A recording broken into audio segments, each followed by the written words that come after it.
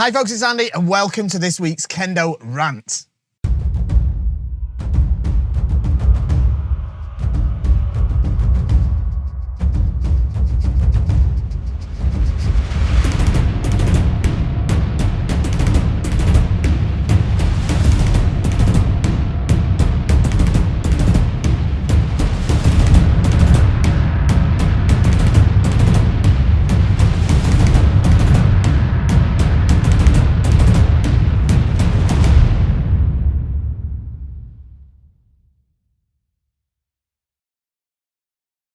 Okay, we are back for another week of Kendo Rant. I know I wasn't here last week. We didn't put a show out last week. Sorry about that. I was away teaching a seminar in Germany as I put on the early access group. But we are back with a vengeance. We have got loads of fantastic questions for you today. You guys really missed me, it seems, because we have got some brilliant questions which we'll get to in just a moment. You may have noticed we're here in the KendoStar sort of warehouse fulfillment facility. I haven't been able to film from my usual studio today, so it's a bit of an impromptu setup. So forgive that. Sorry if the sort of lighting and sound and stuff is a bit weird. Don't know. But we'll get there. But before we jump to these questions, don't forget, like, share, subscribe. You know all the YouTube stuff. Most importantly, here we are at KendoStar, the home of the best, most fantastic, amazing Kendo equipment in the known and unknown galaxy. Of course I would say that. Look, I work here. In fact, I don't even work here. I own the place. So of course I'd say that. But everyone agrees with me. It's the best kit. Go in, check on the website. You'll see our Trustpilot rating. That's like an independent reviews aggregate. And we're like one of the highest rated e-commerce stores, not Kendo stores, e-commerce stores on the whole internet. So yeah, get to KendoStar, keep the camera rolling, keep the lights on, keep the questions coming. Right, let's get to these, shall we? Right, first one. Got loads, so let's jump to them. Where's my cursor gone? Can't find my cursor. There it is. Right, okay. Bit of an unimportant question, lol. But why is the minimum age for Hachidan 46 and not something like 45 or 47? So last time, we talked about the grading requirements, and some of them have a sort of age restriction, and obviously there's the time restriction between when you can take the grades. And Hachidan is 10 years after taking 7th Dan. Now, technically, I think the earliest you can get 7th Dan is like 33 or 34 or something like that. So technically, there's people that have been 7th Dan for 10 years after they've, you know, passed the grade when they were like, you know, in the, like 30, 34, something like that. So they're like 44, 45. And yeah, they have to wait till the 46. I don't know why. Zenken decided. So yeah, I don't know. I'm sure there is a good reason, but I've not yet heard it. Okay, next one. I've heard that when the opponents break posture to tip their head back to catch the Metanuchi on their mengane, the Shimpan may take an exception to the men Datotsubui if they judge that you've done enough to break your opponent's kamae. Should this also be the case for the mendare? What is the more correct way of striking after a head dodge? Eddie, I should clarify, when I say should, I'm not looking for a prescriptive value judgment about whether Kendo currently has the right rules, but an opinion on whether a Yuko Datotsu exception can be built in the same way as for Mengane hit, but for example, safety concerns. So what this is the Datotsubu is the area you're allowed to strike. And that's generally on the men, it's obviously the top part from sort of, it's like a 90-degree sort of thing, isn't it? Like that. Yeah. And I've got to be careful not pulling any funny faces while I'm thinking, by the way, because someone's going to screenshot it and post it in the group again. Thanks for that.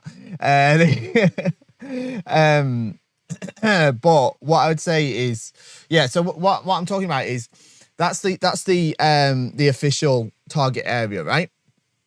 On the men baton, the padded part. But it does also say, the guidelines also say that if the opponent breaks their posture and sort of leans back this way and still hit them, and they hit the mengane, so they're not technically hitting the official Datotsubu, but they hit the mengane, then can that can also be considered yuko datotsu. That is the case. Now, what you're asking is that should that also be the case for the mendare if somebody does a head dodge? No, it shouldn't. It doesn't need to be. All right. The difference between here and here is like that much. What you're now talking about is the difference between here and here, which is like that much. It's a much bigger sort of discrepancy. So yeah, first of all, so no. However, having said that, if somebody does dodge their head this way and you hit them below, like this part, and this could be painful for them, but that's their fault, right? On this part, that can be considered valid. Yeah, that can be considered valid, definitely. It's not the official valid zone, but exceptions can be made in the specific circumstances. Somebody's like got the posture broken and you don't quite hit the datotsubi, but you're a bit off it. Yeah, of course that is often considered valid. Just as if like you've got that sort of wrong idea of zanshin, and when you hit men, you go off this way and show your back to them. Like, it's not that uncommon that if somebody does that, or often after they hit door and they show their back and they're running off this way, and they try to keep the back towards their opponent for as long as possible to try and protect themselves. Actually, if you strike the back this way, that can be considered valid as well. There's lots of examples of that. So you're not safe by running off this way. Yeah, if someone hits you this way, then that can be the point for them as well. If you're just turning your back to them. There's lots of examples of it, all right? So before someone gets in the comments, but that's dangerous. Yeah, I know it is. Don't do it. Don't show your back so you don't get hit in the back of the head. Innit? So, yeah. But there are examples of it. I've seen it before as well where people have sort of tried to do that and tried to protect themselves by running off, keeping their back to the opponent as long as possible, and then they get hit. And then they're like, why was that a point? It was on the back. It's like, yeah, well, what do you expect? So, yeah, so that's another one to bear in mind. So in the same vein, if someone dodges the head, yeah, if it's off that way, yes. But on the mendare, no, that's too far. That's too far. If they've got enough time to move their head from here all the way to here, so you have to hit the mendare, then your strike's too slow.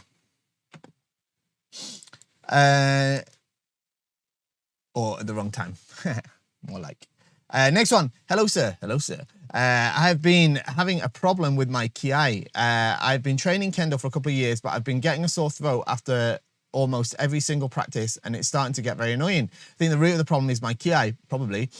People tell me that I use my throat too much. Okay. But when I try to focus on this problem and start to shout from my stomach, my kiai is usually way too quiet and not intimidating at all. Anything I can do to fix this problem, because I don't want to be sick or have a sore throat all the time. I also don't want to have quiet, non-threatening kiai. It's just practice, I'm afraid. There's no like secret technique to this. Yeah, you have to do your shout from your abdomen, not from your throat, like this. Yeah, mine's a reasonably high pitched kiai, but it still comes from in here, so that I don't just burn my throat out after 10 minutes. Yeah, so you have to focus on that, but you have to still try to do it loud. There's no, like I say, there's no quick fix to this. There's no secret formula. You just got to practice and try and figure it out and find out what works for you. But yeah, if you just start shouting through your throat all the time, yeah, you're gonna end up with a sore throat. Now, having said that, look, if I do Kendo for like a long experience, extended period, and maybe over several days, then I get a sore throat as well, because I'm still the air's still coming through my throat. Yeah, when I'm shouting, it's not like. And I'm not got perfect technique either, of course. So there is an element of that too. But yeah, just keep practicing. I think that's the best advice I can give. I'm sorry, and it's probably not what you wanted to hear. Next one. Hi Andy. Recently here in my country it's rained a lot and I don't have a good place to let my Bogu dry after practice. Do you have any tips to store Bogu between practices and ways to let it dry that doesn't take lots of space? Thanks for your answer. Yeah. Open the Bogu bag. So you must have used the Bogu bag to take it to and from practice. Open the Bogu bag And if nothing else, either try to leave it, make sure the Bogu bag's open. Try not to leave the mengane facing down. So lift the Bogu out, especially the men and the kote, and you can rest the men with the mengane facing up on top of the Bogu bag, and it should take up about the same space, just a little bit taller than the Bogu bag itself, with the kote on the men with their palms up, all right? And if you can, put an electric fan on it. That'll help as well, to help it dry. But yeah, do not leave it in the Bogu bag with it closed, because it'll get moldy, especially if it's raining and moist a lot. So that's the best thing to do. If you can't actually literally like hang up the men by the mengane, which is a great way to do it. But I don't have space to hang up loads of men everywhere either. So I have a shelf to do it on, but same sort of idea. Okay. I hope that makes sense. Like if you've got the Bogu bag, you should be able to rest the men. It's not so heavy, so rest the men on top of the actual Bogu bag. Yeah. Okay. Next one. Another kit question says it. Can you match any domine with Yamato synthetic dodai? For example, I asked about Aizome deerskin mune some time ago, and would such a mune be too prestigious on a Yamato dodai, or is a Yamato dodai considered to be good enough to be matched with such custom domine? Thank you always. All right, so first let's deal with this word Yamato dodai. So most of the industry uses the word Yamato these days to just describe a synthetic plastic door, or like a polymer, like plastic type door, rather than a fiber type door. But Yamato is actually a specific brand name from one specific supplier of those door. There's only a couple of suppliers of those door die,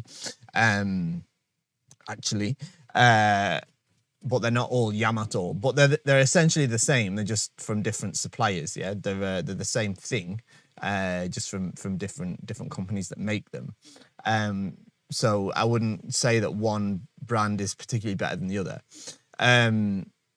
So if we're talking about those sort of synthetic door, then no, not at all. It's perfectly fine to put an Aizome deerskin mune on one. Absolutely fine. There's no reason that it would be a problem at all. I've seen it done before and it looks absolutely fine. So yeah, don't worry about that at all. No, you don't need to look at the plastic door and be like, oh, that's cheap rubbish or anything like that, because they're absolutely not. The good quality, and preferable in lots of ways to a bamboo door, actually. So yeah, I think that's a fine option. I'm about to start my Kendo journey in 2 weeks. Great. First beginners class. Good. Welcome to Kendo. Is grading and competition a compulsory part of Kendo, or can I just train and spar? I think you mean, I'm not being pedantic, but I think you mean spar like boxing spar rather than spar like in a jacuzzi. I wish we could do that. Still get better at Kendo. Got Hachidan from sitting in the spar all day. Right. Where's my curse? My curse keeps going invisible. Right. So. Right. Is it compulsory? No. Is it really necessary? Yes, mainly. All right. But it doesn't mean you have to be. It doesn't mean that like you have to. You have to like knock it out of the park at every single one of those, right? Grading is definitely an important aspect of Kendo, definitely. I think it's important that everybody, whatever their ability or whatever their, stage, is continually looking to improve what they're actually doing, and using the grading system as a vehicle to do that. It is important to do that. It really is. Because people don't improve if they don't. It just doesn't happen. So yeah, they don't exist. People that don't grade stay at the grade they're at. It doesn't matter how long they've been doing Kendo, right? It's just a fact.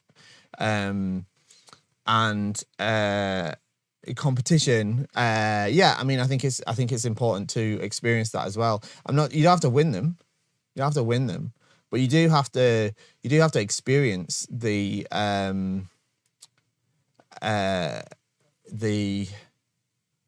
closest thing we have in Kendo to what's called Shinken Shobu, which is the real sword fight, yeah, about with actual consequences, yeah. You have to be able to, you have to experience at least the situation where you have to make your decisions regarding your Kendo under the pressure you are from such a situation as a grading or a competition. Having said that, look, you've not even started the first lesson yet, so don't worry, because that's like miles down the road, and your teacher will obviously make the sort of more appropriate judgment based on you. So it's not something that's compulsory, but it's definitely something that's an important part of the overall Kendo journey. Okay, you're kind of missing out quite a big section of it without it. Okay. Next one. Hey Sensei, my partner has this little hesitation right before he strikes. It's enough that you can see the strike coming. My question is there things we can do to help her get over that, or anything she should keep in mind that would help? Thank you so much. Yeah, so this is a great one. It's something lots of us suffer from, and the best medicine for it is it's a real bitter pill to swallow, because it's Kakari Geiko and Uchikomi. Just doing Uchikomi and Kakari Geiko will help this 100%, because what it does is it trains your body to be able to instantly strike, particularly Kakari Geiko. It's horrible, it's hard work, it's not very nice, it's not fun, but it is very, very beneficial, and it definitely is something that will help with this specific issue. Now, the only other thing that you can do as well in terms of what you can concentrate in whilst you're practicing is making sure that your left leg is always primed and ready to launch you. Okay, so you don't have to prepare it. That means that when you're doing kirikaishi and other waza geiko, don't do tsugiashi. So don't start from far distance and go, yeah, 1, 2 men this way, 1, 2 men, not this way. Try to, yeah, step into your cutting distance and pause. Then if it's kirikaishi, men, this way. And same after you do the first set, yeah? Man, back to your cutting distance, pause in the kamae, but still shouting, man, without moving the left foot. Okay, so you step into your distance, don't move the left foot, and strike. Same when you're doing your kihon, all right? So, yeah, get to your cutting distance, pause. Don't move your left foot. Check your kamae. If it's big men or small men, this way, all right? Without moving the left foot. Have to focus on that every time you practice, and then you'll be able to instantly strike when you need to, okay? Without hesitating. Plus Kakari Geiko equals good Kendo. Quick maths. Right, okay, next one. Question, where in Germany had you been, and why was there no recommendation? Okay, yeah, so I posted in the group that last week there was no show because I was in Germany teaching a seminar. I was in Berlin at a private seminar for a very dear friend of mine, and a dojo that's very close to my heart over there. I'll post details more later, but the reason it wasn't sort of recommended or anything like that, it wasn't an open event. It was purely an invitation from my friend,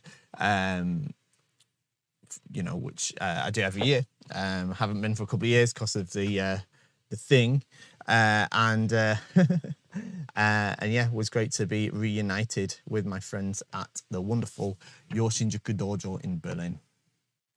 Right, next one. If one's Kendo flame is waning a tad, what are ways to rekindle? Asking for a friend. Right. This is a good one, and it's an unpopular answer. Often I feel like this, right? Kendo is like a massive part of my identity, in case you haven't noticed. It's more than like a hobby or something that I just do for fun. So often I feel a little bit burnt out, a little bit, Kendo again, can't be bothered doing Kendo today. feel like, you know. Now, there's two ways to approach it. You can push on and go anyway. Often the times when you feel least motivated to go result in the best practices. You come off feeling the most fulfilled afterwards.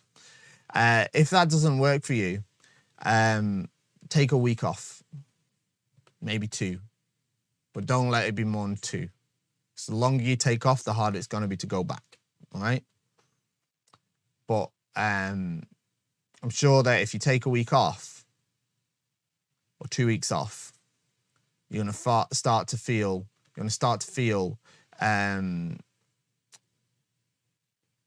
it pulling you back. I hope. It does to me. All right. Sometimes that happens to me.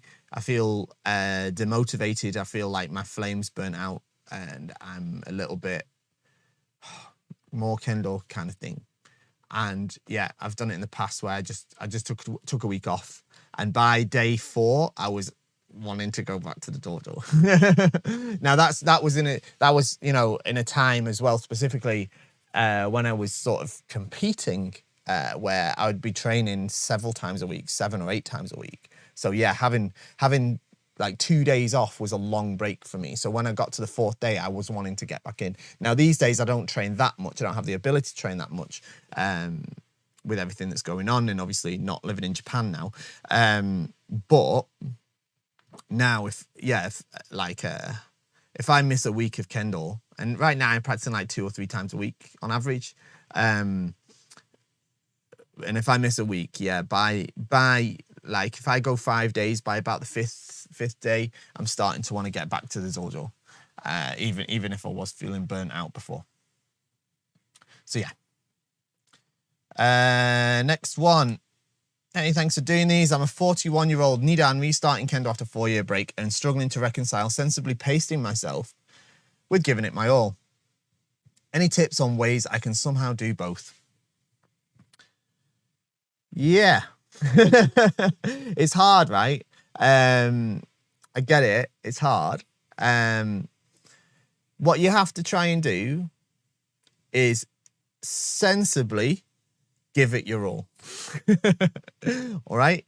So that doesn't necessarily mean that for the full 2, let's say you're there for 2 hours, full 2 hours, you're just like this. It does mean that when you're practicing, the 2 things that you have to do is in the time that you're actually practicing, you have to focus and concentrate and give your all to each strike then. And also, what you really have to do is you really have to focus on trying to make purposeful practice each time so that you get back into the swing of it faster and your body starts to move in the most efficient ways, so that you are able to push yourself further without sort of injuring yourself or wearing yourself out. So what that means is when you do your men strikes or your kirikaishi, you have to really focus on it. And this isn't just for you, this is for everybody actually, if you really want to get better. But every time you swing the shinai, you have to concentrate. Am I swinging this correctly? Am I doing this correctly? Is this better than the last time I did it? And how can I improve it next time? Am I happy with this? What am I not happy about with it? Not just, okay, we've got to do 10. 1, 2, 3, 4, 5, 6, 7, 8, 9, 10. Right, done. Next. What's next? You can't do it like that. Kendo doesn't work like that. You have to be purposeful in the practice that you're doing, all right? And that will be especially helpful for you if you've had that break. You've already got the skills to get yourself past Nidan in the past. So it's a case of kind of channeling your body back into those skills, tapping back into those skills so that you can make your movements more effective and then you can get more out of your practices. Okay? I hope that makes sense. Right, hi Fisher Sensei, I'm taking my Nidan exam soon and was wondering how different it is from when I did my Shodan exam. Do I need to keep anything specific in mind or do I just do my Shodan exam but better? Essentially, you do the Shodan exam but better, all right? There's nothing, the criteria given by the FIK is the same. The difference is, of course, is your opponent is also somebody that's in your position. They've been Shodan for a year. They should have, in theory, improved. All right, so we're looking for better quality of Kendo than we would look at for Shodan. But in general, everything else has to be there. What you need to be is, you need to be now, your strikes must have Fumikomi, must. I mean, you shouldn't be able to get past Ikkyu if you don't have Fumikomi, but anyway, somehow that happens.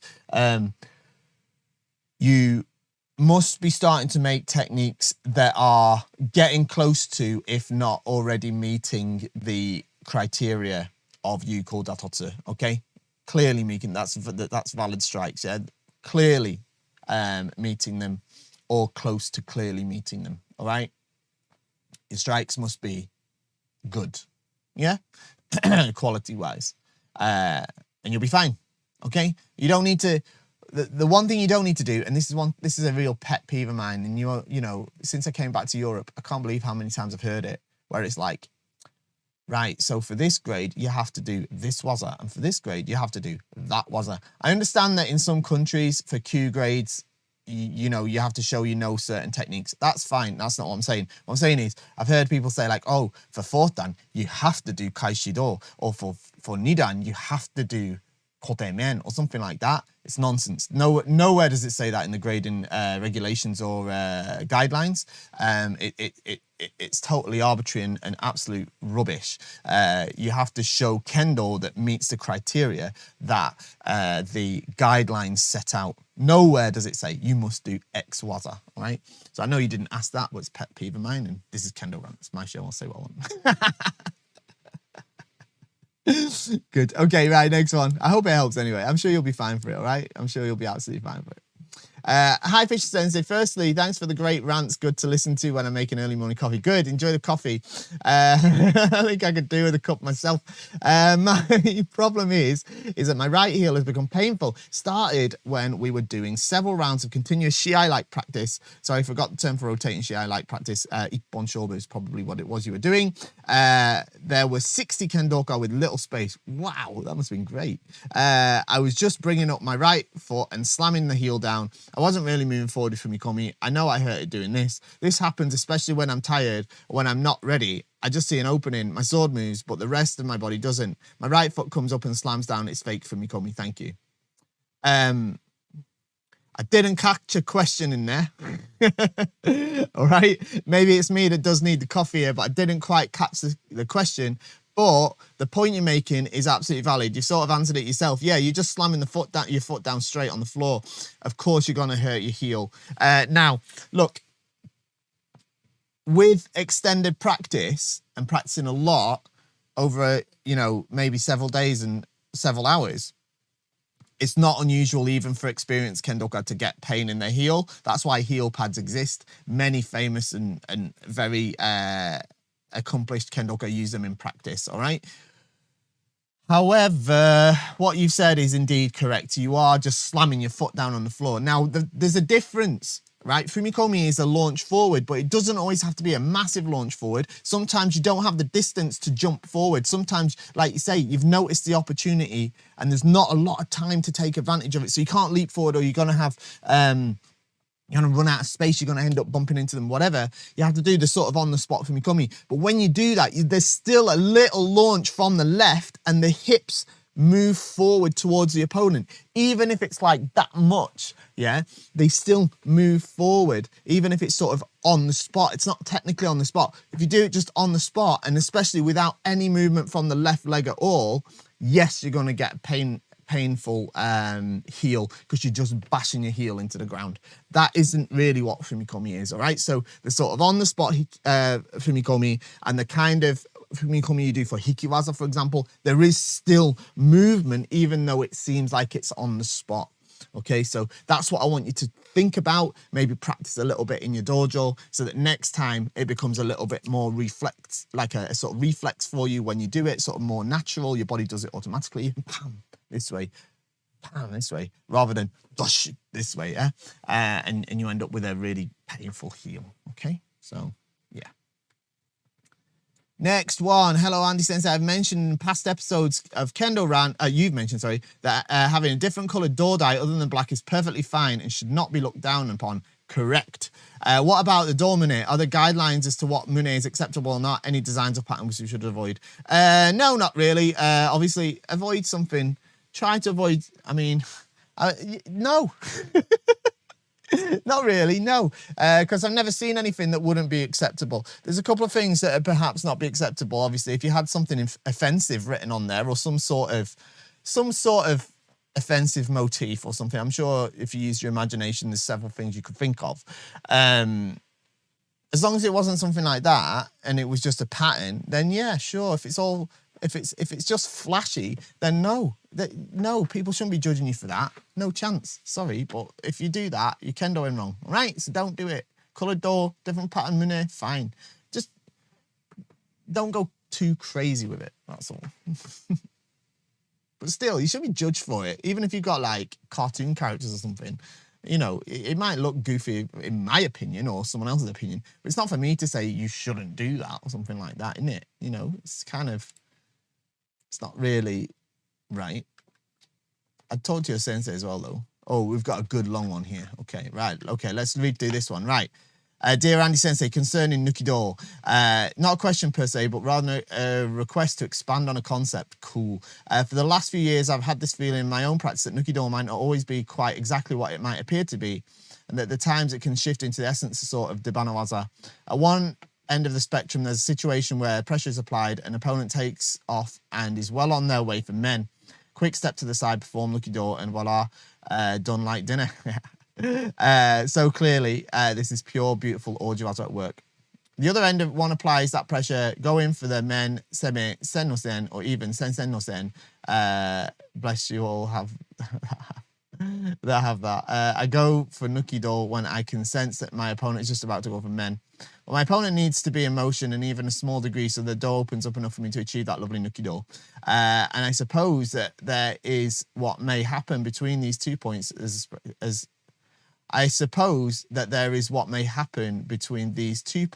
expressed above. Okay. A while back, you briefly touched on this concept where Nuki-do approaches Debana-waza, and then it all went boom in my wee head. Hey, it's not just me thinking this. Yeehaw, I thought. So, dear Andy, could you please expand on this concept as I presented here for us? Am I getting a clear view of what's going on? Am I taking this too far? Wouldn't be the first time. Not far enough. Also wouldn't be the first time. Could it be that at some level Orji and Shikakiwaza are beings of the same ilk, with just what seems at times to be a small shift in intention, pressure, timing, etc. Thank you so much for considering my request. Cheers, and all the best from the northern backwoods outpost of the ancient Lana Kingdom. Ooh, sounds exotic. Okay. Okay, cool. This is a great point. So what we're talking about here is, right, Nuki-do. Men Nuki-do is when they come for men, you step to the side and you hit door, okay? It's like the harder big brother of men Kaishido, okay? Everyone that can't do men Nuki-do does men Kaishido, like I did, like for years and years and years. I wasn't able to do men Nuki-do until I was 5th dan, all right? I just wasn't able to do it. Now, that's not the case for everybody. Some people pick up the timing pretty well. Now, yeah, okay. Where does it fall in terms of the category? Of course, it is Orjiwaza. It is Orjiwaza. But is what we're talking about here is because men Nuki-do, it is a hard waza because everything happens in such, like, the time you're working with, you're almost hitting as they are hitting men, right? It's not like Kaishido when they come men block door this way, pam pam this way. That's clearly Orjiwaza. Whereas the Nuki-do seems a bit more like you're saying, Debana-waza, because you're striking almost at the same time. Now it's not Debana-waza, but it's like Debana-waza light. Yeah, it's like Debana-waza. It's close to Debana-waza. Now, in theory, all Orjiwaza should be from you applying seme and forcing them to strike. All right? All Orjiwaza should be that. And Debana-waza is the same. All right, Debana-waza is the same. Force them to strike and pam, you hit them right at the moment they begin to strike. Now that's why it's not Debana-waza when it's Nuki-do, because Nuki-do is the strike happens after the men strike. Yeah, just about. Yeah, they go men-do this way. If we put it in super slow motion, it's not do men this way, it's men-do this way. Pam this way, yeah. Men-do, yeah, is the real slow motion movement. Debana is not that, okay? Debana is mekote, yeah? Mekote this way. So they don't actually get the men strike off, yeah? Same with the Debana men. It's men. It's at the point where they go, yeah? The best Debana-waza makes the opponent, or if you're on the receiving end, it makes you stop in your tracks, yeah? You kind of go, oh, that felt good. Yeah? That's the best Debana-waza. Now, obviously that isn't, everyone can't do that. I can't do it all the time either. But it's different to Ojiwaza. Does that mean that Debana-waza is only that? No. Of course, it's possible to do the Debana-kote by just catching the timing right. It's kind of on reflex, yeah? Does that make it Ojiwaza? No, it doesn't, because it's still hitting at the start of their launch, should we say, or their process, which is what Debana means. It is at the start of their process, okay? Deru, we're getting into Japanese language here, but deru means to kind of leave or to go, yeah? In this case, when they set off. And bana is hana, nose, yeah? Sometimes called degashira. It's also called degashira. The kashira is head, yeah? So it means at the nose of, at the tip of, at the head of, at the front of them leaving. Yeah, that's what it means. Yeah, so that's when you strike, at the front of their launch. Yeah. Whereas Ojiwaza is Ojiru is to respond in this case, I guess. So they're coming for the men and do. Timing wise, setup wise, mental wise, seme wise, it's very, very close to Debana-waza. It's almost the same. It's almost the same, but the difference is you let them think that they've got the men enough for them to commit to it so that you can hit the door. Whereas with a good Debana-waza, you stop them in the tracks. Do you know what I mean? You stop them when they go, oh, this way. Whereas with Nuki-do, they kind of go, the good Nuki-do, they kind of go, man, oh, they got me. Yeah. Whereas with the Debana men or Degote, it's kind of more like couldn't even get out off the starting blocks, you know. So that's why it's Ojiwaza and not Debana-waza. Even though sort of process wise, it is very, very close. The reason it's different, I guess, is how far along you let the opponent's process develop. Yeah, that's what separates it, I guess, from being Debana-waza and Ojiwaza in this case. But the setup, the process, yeah, you aren't going to do, like, you can do some Ojiwaza kind of in response to somebody when, you know, you don't have to necessarily invite them. They could come for kote and you could reflex, pam pam, you could just block and then immediately strike. Technically, actually, you could argue that it's not actually Ojiwaza to do that, but it's blocking and then it's atoichi. But you know, if someone's real fast, then it's almost indistinguishable. And people, you can do Ojiwaza as a reflex as well. It is like a kind of a reflex thing as well. But Nuki-do doesn't happen like that. It hardly happens like that. Either on a basic level, Nuki-do, you're good at catching the timing of when you think they're going to hit men, and you kind of guess and you hit the door. You know, without that kind of process of seme. You see that a lot in sort of kids or lower level kendoka. And then you also see, and then the other type, of course, is from proper seme, where you come on, you make them, you force it, and you force it. You know they're coming for your men, so you can either do Debana-waza kote men, or you can do Nuki-do, or you could do the different oji-waza. Okay, oh no, okay, they want to do kote. Do they? You think they're going to do kote instead, so you pressure towards it, get them to come for the kote, and pam pam oji-waza against kote. Okay. That's where I think we're at with it, okay? It's a deep topic, and to some extent, we're discussing semantics. It's not that important, as long as you understand and start to grasp the proper process, okay? So yeah, fantastic topic to bring up. Right, next one. I think we're at the last one. Okay, we're at the last one. Right, okay. Where's my cursor? There it is, okay. It's because I'm on a different PC today, so my cursor's acting a bit differently. Right, okay. Hello, Sensei. I'd like to know your opinion on the need for risk within kata. By this, I mean leaving your evasive moment until just before the bokken strikes you.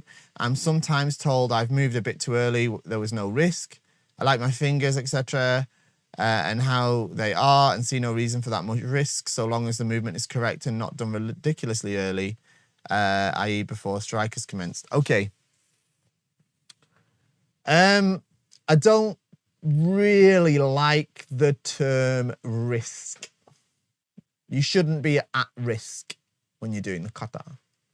But I understand that there should be an element of realism, okay? I think is what the crux of this is, right? It shouldn't just be going through the motions. Now, this depends on what level we're talking about, but the real key to the kata, and it's like any other aspect of kendo actually, and it's where, I could talk about this for hours because I think it's a real interesting paradox that exists in kendo, is this concept of aiki, all right? Where you have to work together. Right? Everyone knows that in kata, the uchitachi should move before the shitachi, okay? But when you're both 9 paces apart and you come together, it should be almost together at the same time. Technically, the uchitachi leads, but the shitachi should be so in sync with the uchitachi. And it's a bit like that Debana-waza we talked about a moment ago, that they should be able to respond or synchronize with their movements, so much so that as soon as they read their intention to move, they move together. So the real great people that do kata, they move what looks like together, even though the uchitachi is the leader, all right? And this is what has to exist in the kata. And that's where this realism will come from. Yeah, because you'll be in sync with the other person. That doesn't mean you have to, it doesn't mean that you've got to practice a million times with the same person to build that. Of course, that makes it easier and obviously is an advantage, but you have to develop this skill of developing that synchronization with your partner, all right? Like I say, it's called aiki. Right? The together spirit. Yeah. So your spirits are working together. And this exists in everywhere in Kendo, right? Every aspect of it. And that's why I say it's a paradox. And that's what I love about it. And I think it's really, really super interesting because even the shiai, even though you're adversaries and you're against each other, there has to be an aiki between the two shiaisha in order for the shiai to progress past a certain level. That's why you can. That's why you see when you see the low level shiai, it's all disjointed and random, and it's hard to find the ippon, and it's difficult for the shimpan. And even when they strike, it's not really the yuko or datotu because there was no real connection. Which is I don't want to go too much into using like really like lofty esoteric terms like connection pressure, all this sort of thing. I don't like that sort of thing, but it is a fact that there has to be, you have to be communicating with each other. It's like you've got to be speaking the same language. Now, as I say, your adversaries, so it's like a debate. It's more like a debate than a friendly chat, maybe, like particularly Shiai. But you have to be talking the same language in order for points to be made, right? That's the same as, like I say, in a verbal debate, right? If I just speak to someone in one language, the other person doesn't understand, trying to speak a different language, there's no debate going to happen. Well, that's basically what a Kendo Shiai is, just played out in physical form. And kata is the same. Kirikaishi is the same. Uchikomi is the same. Kihon is the same. You have to be engaged together, and synchronized. Yeah.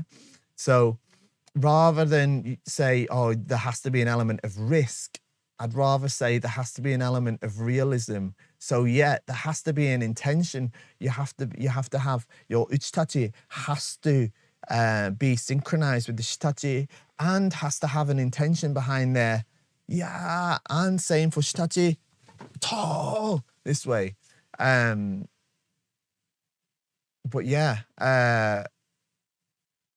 you don't want to move too soon and break that synchronization, all right? I think that's probably the point you're getting picked up on. Rather than the idea of risk, I think probably someone's looking at your kata and it's not quite synchronized properly with your partner, so it feels off. And I guess that's what they're trying to say. But I'd be hesitant to say, oh, there has to be a feeling of risk, because I don't want to push it further. That it's like, oh, when's it going to go? When's it going to go? When's it going to go? It's not like that. It's synchronized. It's a conversation, yeah. And it has to, both parties have to engage, yeah. That's what I would say on it. Okay, I know that's a little bit esoteric and like sort of stuff, but you know, that is part of it, I think. So yeah, that's it. What a load of fantastic questions. Thank you very much. Thank you for staying till the end. I hope you did stay to the end and didn't just skip to it. And shop at KendoStar. See you next week. Bye-bye.